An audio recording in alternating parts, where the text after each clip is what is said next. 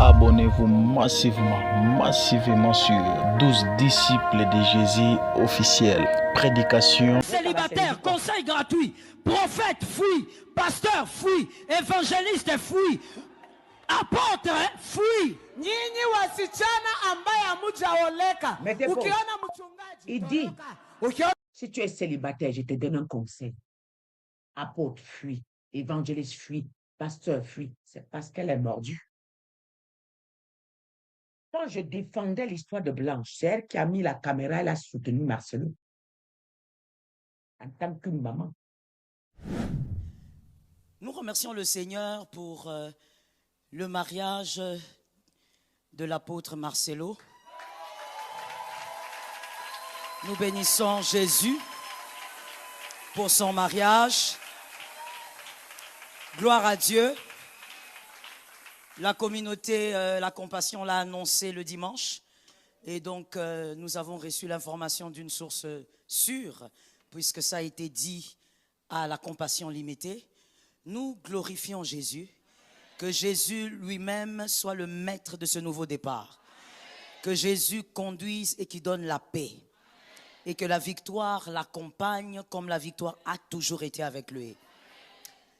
Je tiens à dire à quelqu'un, surtout de cette assemblée, rien ne vaut le ciel. Le ciel doit être préservé à tout prix. Et donc, lorsque quelqu'un fait des choses pour préserver son ciel, évite de juger. Il s'agit là-bas du ciel et il s'agit de l'éternité. On l'a vu d'ailleurs avec la feu Madame Blanche, elle n'est plus. Tout va s'arrêter un jour. Chacun partira à son jour. Donc, il est important de faire des choix qui préservent le ciel. Et lorsque l'apôtre fait ses choix, je crois que sa priorité, c'est le ciel. Et il faut soutenir dans la prière que Dieu soit avec lui. Et j'aimerais dire à quelqu'un qui aussi, certainement dans cette salle, se sont offusqués d'une manière ou d'une autre par cette nouvelle, c'est que le deuil de Maman Blanche soit court ou long, ça ne change rien à ce qu'elle a été. Ça ne change rien à l'histoire qu'elle a vécue. Que le deuil de Maman Blanche prenne 2 jours, ou 4 ans, ou 10 ans, ou 30 minutes, ça ne change rien au fait qu'elle a été une ascète. Elle a été une étoile majeure. Et cela ne changera rien à son histoire. C'est elle qui a mis la caméra, elle a supporté. Quand on criait pour le corps de Blanche, elle a supporté Marcelo. Priait pour Marcelo. Que Dieu a demandé que Marcelo se marie pour éviter la fornication. C'est retourné dans son foyer. Vous ne pouvez pas me combattre. Oh, oh, oh, sortez. Je vous sers du thé ou bien du café. Ma soeur, la maman Kabasele, elle a frappé jusqu'à dans les os. Écoutez. Pasteur, tu connais les dates d'anniversaire de toutes les fidèles et de ta secrétaire surtout. L'anniversaire de ta femme, tu sais même pas c'est quand. L'attention que tu donnes aux fidèles, tu dois donner plus à ta femme et à tes enfants. Quand tu rentres chez toi à la maison, ne sois pas fatigué au point d'être incapable de parler. Regardez ceci. Attends, tu vas interpréter ça. Tu arrives chez toi à la maison, tu es pasteur. Maman Jaël, s'il te plaît, donne-moi ton téléphone. Regarde ce que tu as l'habitude de faire. Tu arrives à la maison, tu dis à ta femme, je suis fatigué, laisse-moi dormir. Non, je vais t'expliquer ce qui s'est passé. Non, laisse-moi dormir. L'église. J'ai eu beaucoup de stress. Tu dors. Et que ton téléphone sonne. Tu regardes les noms. C'est les fidèles. Ta force revient. Tu t'élèves. Allô? Oui. Rapapaya, chapaya, paya. Le parler en langue ne stabilisera pas ton foyer. Ce qui stabilise le foyer, ce n'est pas le parler en langue. Ce qui stabilise le foyer, ce n'est pas prier beaucoup. Ce qui stabilise le foyer, c'est ton attitude envers les membres de ta famille. Lorsque tu quittes ta maison, tu ne sais pas comment ta femme est habillée. Mais quand tu arrives à l'église, tu vois toutes les sœurs qui sont bien habillées. Tu es seulement là, oh, tu es belle. Il y a combien d'années tu n'as pas dit à ta femme, tu es belle? Monsieur, dis à ta femme, tu es belle. Je vais te dire quelque chose. Tu sais pourquoi lorsque Adam a parlé à Ève, Ève n'a jamais rien dit. Adam a parlé à Ève, voici cette fois celle. Ève aussi découvrait l'homme là. Mais Ève n'a jamais répondu. Ève n'a jamais dit j'accepte. Parce que toute femme est sensible à l'attention. Aucune femme est insensible à l'attention. Tu dois donner à ta femme un temps d'attention. Surtout les filles célibataires. Donnez-moi un amen. Si tu ne donnes pas un amen, mademoiselle, c'est que tu es sous-maman de quelqu'un. Ça veut dire que tu t'accroches à un homme marié. Monsieur, dans l'église que tu diriges, les garçons, tu les as déjà câlinés plusieurs fois, les frères. À chaque fois qu'un frère chante bien, tu l'embrasses. Est-ce que ton fils, tu l'as déjà embrassé? Est-ce que ton fils sait même que toi, tu embrasses? Bon ministère, mauvais coup. Écoutez, quand Dieu a créé l'homme et la femme, il a donné l'autorité à l'homme et a donné le pouvoir de la vie, de la création, de la divinité à la femme. C'est pourquoi, quand la femme commence à utiliser son autorité, son pouvoir divin, oh, elle devient un danger. Allez là, si vous placez la maman Kabassélie là dans une salle avec tous les pasteurs, elle va les descendre. C'est pas blanc. Il dit, en ce moment où nous sommes là, c'est un air spirituel. Il y a un changement d'air spirituel. Regardez ça avec des yeux spirituels. Ne restez pas dans les émotions parce que... La chose pour les fêtes, ça se passe, pourrions procéder pour les commandes jusqu'au 21 décembre pour le reste, jusqu'au 28 septembre le nouvel an. Donc ceci, le plus à la frontière, à ce moment les commandes, pourrions procéder pour les fêtes.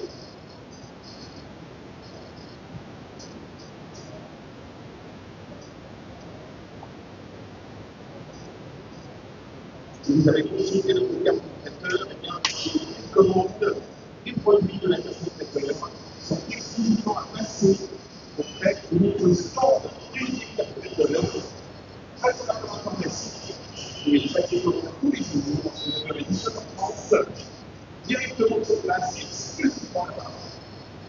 Et attention, très vite, pour la carte traiteur, si vous commandez pour le 19, ils sont tout le temps.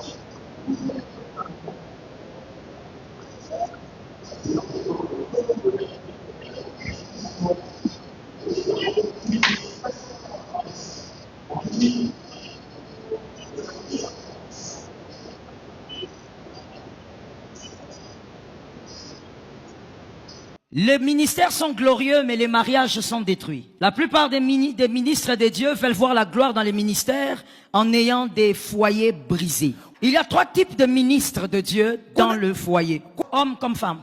Des ministres de Dieu qui sont bénissants, mais dont le foyer est ikabod.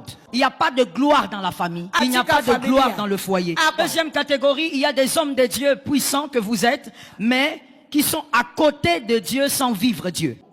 Troisième catégorie, il y a ceux-là qui sont sur le rocher. Sur le rocher, ils vivent la gloire de Dieu. Il y a la gloire de Dieu aussi dans leur famille et dans leur couple. Écoute, homme de Dieu. Matthieu 14, 19 nous révèle que Jésus a dit à quelques hommes, « Suivez-moi et je ferai de vous. » Aujourd'hui, dans le ministère, il ne s'agit pas d'avoir, il s'agit de devenir. Aujourd'hui, dans le ministère, la plupart d'hommes de Dieu veulent avoir plutôt que de devenir. Voilà pourquoi vous avez des ministères, mais vous avez des couples détruits. Parce que la stabilité d'un couple ne dépend pas de ce qu'on a, mais de ce qu'on est devenu. Jésus n'a jamais dit aux disciples, je vous donnerai. Il a dit, je vous ferai devenir. Écoute-moi bien, homme de Dieu. Cherchez l'avoir avant de devenir fera de vous un homme orgueilleux. Tout celui qui a sans devenir est orgueilleux. Je veux la gloire, je veux l'onction. Sans devenir, tu es un potentiel orgueilleux. Avoir sans devenir produit une compétition illusionnaire.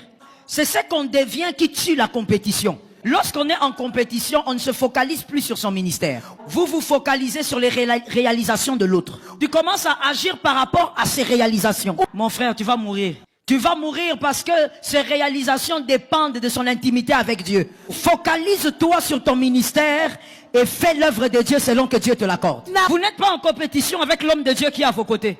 Mais pour le comprendre, il faut devenir. Si tu cherches l'onction sans devenir, tu seras en compétition avec des gens qui ne sont pas en compétition avec toi. Compétition dans la musique. Compétition dans l'adoration. Quand lui a pris le micro, les gens dansaient. Moi, quand je prends le micro, les gens tombent. Parce qu'aujourd'hui, les hommes de Dieu veulent avoir sans devenir. Les hommes de Dieu prêchent aux fidèles le cœur de Dieu sans qu'eux-mêmes aient le cœur de Dieu. Voilà pourquoi c'est au milieu des hommes de Dieu qu'il y a des gens qui ne donnent pas la dîme.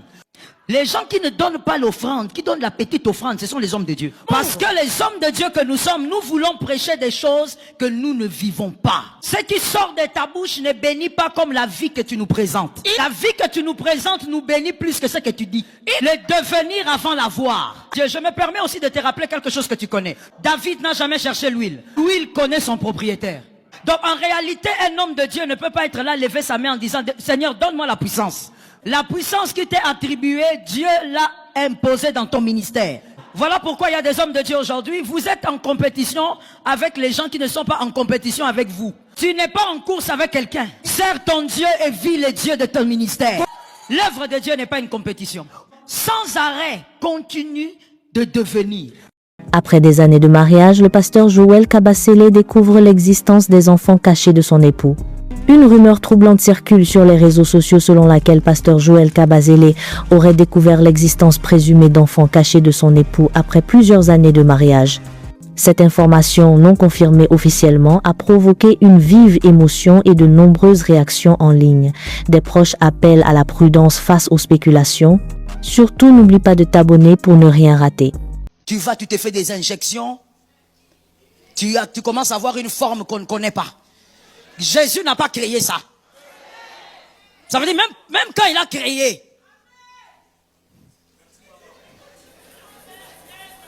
Moi, j'ai une question seulement. S'il vous plaît, il faut me répondre. Moi, je regarde le time. Dites-moi, qui a dit à ses filles que c'était une valeur et qu'elles pourraient bien se vendre en faisant ça? C'est qui? Non, quand tu dis le monde, tu vois c'est vague. Sois clair. Non, le diable, il n'était pas venu. Qui a appris aux filles que ça, c'est une valeur? Certains hommes. Certains hommes. Parce que quand tu le fais pas pour que les filles regardent. Quand tu te fais des injections, c'est pas pour les femmes. C'est parce que tu sais que ça attire certains. Bon, maintenant, une personne qui se définit par rapport aux hommes, quelle est ta valeur? Toi, ta beauté... Ah non, attends, il ne faut pas d'abord acclamer. Toi, ta beauté est définie par les yeux de l'homme. Quand l'homme dit, la belle femme doit être comme ça, tu deviens comme ça. Le jour que les hommes que tu vois là vont se réveiller, comme ils aiment dormir. Depuis Genèse, ils aiment dormir. Quand ils vont se réveiller un bon matin, ils commencent à dessiner des femmes, toutes joufflues. Tu commences encore à prendre des vitamines. Au fait, toi, ta beauté et même ta manière... Ne pleure pas pour celui qui ne t'aime pas. Une personne qui sent que la haine s'élève, c'est une personne qui commence à célébrer Jésus. C'est une personne qui comprend que la tête de Goliath fait bientôt tomber. C'est une personne qui comprend que la saison est favorable. Un champion ne recherche pas l'amour des hommes. Un champion recherche l'amour du Christ. Tu n'as pas l'âge de t'enfermer parce que les gens t'ont critiqué. Tu n'as pas l'âge de t'enfermer parce qu'on ne t'aime pas. Et si on ne t'aime pas, et alors? Je te pose une question, est-ce que tu t'aimes? Si tu t'aimes, c'est suffisant. Avance avec Jésus. Est-ce que quelqu'un m'entend bien? Jésus t'aime plus que tu t'aimes toi-même. Tu vas t'enfermer parce qu'un gars ne t'aime pas? Tu vas t'enfermer parce qu'une femme ne t'aime pas? D'autres vont t'aimer. Ne pleure pas pour celui qui ne t'aime pas. Est-ce que quelqu'un m'entend bien? On ne commande pas l'amour. Celui qui commandera l'amour sera esclave de l'amour. On ne commande pas l'amour. L'amour doit venir. Est-ce que quelqu'un m'entend bien? L'amour doit venir. L'amour doit naître. Là où l'amour ne peut pas naître, laisse le temps. Si ça ne vient toujours pas, contente-toi de l'amour de Jésus. Ils nous fouettent. Ils nous pardonnent pas parce qu'ils nous font confiance. On est devenus des modèles pour ces personnes-là. Alors je dirais que lorsque nous devenons des modèles pour les gens, moi j'ai des serviteurs de Dieu, des servantes de Dieu qui m'appellent pour se confier à moi, pour me dire que voilà ce que je traverse dans mon foyer. Voilà, j'ai un homme avec qui je me suis marié, mais l'homme de Dieu, j'ai découvert sous le lit qu'il cachait des gris-gris. Mais il est serviteur de Dieu. Bon, maintenant, moi, en tant que servante de Dieu, je vais dire à cette femme-là, quoi? Que quitte ton mari tout de suite. Non, il y a des conseils que tu donnes à la personne. Ce n'est pas le fait de dire, ah, maman, reste seulement dans le mariage. Non. Moi, j'estime que ce n'est pas à moi de dire à quelqu'un, sors d'un mariage ou bien reste dans le mariage. C'est à toi-même, animé par l'Esprit de Dieu et aussi par rapport à ce que toi tu vis. Si tu te sens en danger, si tu estimes, comme une fois une femme servante de Dieu m'appelle, elle est servante de Dieu avec son mari et puis elle me dit qu'elle a découvert que son mari, il est 2 fois défaut. Seigneur. Oui, c'est vrai que en tant qu'humain, je vais te dire, attends, il est dans l'abomination, donc ça c'est pas un mariage, il faut quitter une personne comme ça. C'est réel. Mais à vrai dire, moi je vais lui dire, mais qu'est-ce que Dieu t'a dit? Quelle est ta conviction dans cette affaire-là? Est-ce que tu penses réellement que tu dois partir? Parce que si tu penses que tu dois partir, ah ben écoute, tu pars. Mais ce n'est pas à moi de te dire, pars de là. Quoique, il y a des événements parfois que les gens peuvent vous faire part. Papa Elior, prédestiner ta vie à ce que toi, tu épouses une servante de Dieu ou un serviteur de Dieu. Qui peut aller à l'encontre de la volonté de Dieu, en fait? On ne peut pas. Je suis d'accord. Tu vois, en fait, c'est même pas une question de pouvoir appuyer quelqu'un ou bien d'exiger à quelqu'un. Parce que quand les gens épousent des serviteurs de Dieu, je pense que, en dehors de ceux qui le font parce que, quand ils voient les serviteurs de Dieu, comment ils font des éloges de leurs épouses, ils voient l'onction, ils ont l'impression que sur le lit, l'homme de Dieu va te dire t'es quitte. Ou bien que c'est un expert en plomberie, il va voir peut-être, c'est un chauffage qui fuit, la fuite est due à peut-être un cours d'eau, ou j'en sais rien, il y a eu quelque chose dans la maison qui a fait que tu as ce problème-là. Parce que le plombier, lui, quand il vient chez toi, il vient pour réparer. Il vient pas pour aller ensuite raconter à tout le quartier que chez Papa Elior, là-bas, il y a de l'eau qui coule. Ce n'est pas son rôle, n'est-ce pas? Donc ce n'est pas de l'hypocrisie. Ce n'est pas de l'hypocrisie que de vanter. En fait, nous suivent. Il y a plein de jeunes qui sont des jeunes, quand je dis des jeunes, des célibataires, c'est plutôt ce que je voulais dire, des célibataires qui ont besoin, eux, de se marier. Dieu leur a donné une vision parfois du mariage. Toi, tu es là, le Seigneur t'a donné une vision du mariage, de comment tu dois te comporter. Parce qu'autrefois, tu étais dans le monde, tu avais un certain comportement avec les femmes. Mais depuis que tu as été vraiment brisé par Dieu, tu sais que tu prends ton temps pour bien te préparer, pour ne pas être un mauvais mari. Mais est-ce qu'en cela dit que demain, tu ne vas pas te disputer avec ton épouse? Est-ce qu'en cela dit que demain, tu ne peux pas avoir des problèmes avec ta femme? Et si toi, en tant que serviteur de Dieu, Papa Elior, tu t'es superbement bien préparé, mais que la femme que tu as épousée, il arrive peut-être qu'elle a des écarts.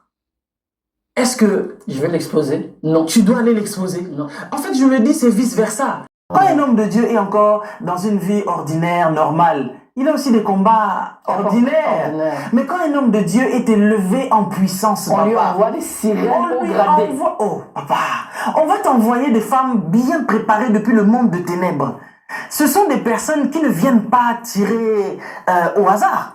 C'est-à-dire, ce sont des snipers. Tu comprends? Lorsqu'un président de la République est en train de donner un discours, ils ont aussi des snipers que l'on met sur les toits, etc. pour sa sécurité. Parce qu'on sait que là où il risque de se faire tirer une balle. On l'a vu, Trump s'est fait tirer dessus et tout ça là. Mais s'il n'avait pas une bonne garde et peut-être, surtout je dirais, la main de Dieu sur lui, cet homme allait mourir comme Kennedy était mort. C'est vrai. Vous voyez un peu? Pour dire qu'on soit homme politique et qu'on soit, on n'est pas épargné des attaques mystiques de l'ennemi. Si le diable attaque les présidents, au point... Non, je ne pense pas, parce que nous vivons des challenges aussi. Amen. Et ça, c'est dans le mariage, papa. Ça n'a rien à voir avec le fait que couple de serviteurs de Dieu ou bien couple de personnes ordinaires. Dans le mariage, il y a un challenge qui est réel. Il y a un combat qui est spirituel, qui est réel. Et ça n'a rien à voir. Et il y en a d'autant plus quand on est serviteur de Dieu que quand on est juste une personne ordinaire. Donc on doit le savoir. Donc ça, il faut déjà le savoir. Donc, je dirais par là que il faut se préparer. Si toi, tu sens que tu as eu cet appel-là d'épouser une servante de Dieu ou un serviteur de Dieu, prépare-toi. Tu dois savoir que ta vie ne sera pas ordinaire. Tu dois savoir que ta vie ne sera pas ordinaire. Tu dois savoir que tu ne peux pas, en fait, t'amuser ou bien t'aventurer parfois à avoir n'importe quels amis.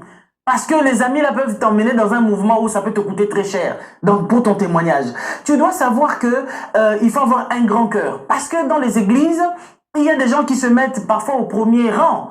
Hein, et qui croisent les jambes. Et qui ouvrent leurs jambes pour que le pasteur du haut de la chair puisse voir peut-être quelle est la couleur. Partout dans le monde, Abonnez-vous massivement sur 12 disciples de Jésus officiels. Prédication pour la matière où ils ont édifié peuple de Dieu. Abonnez-vous massivement.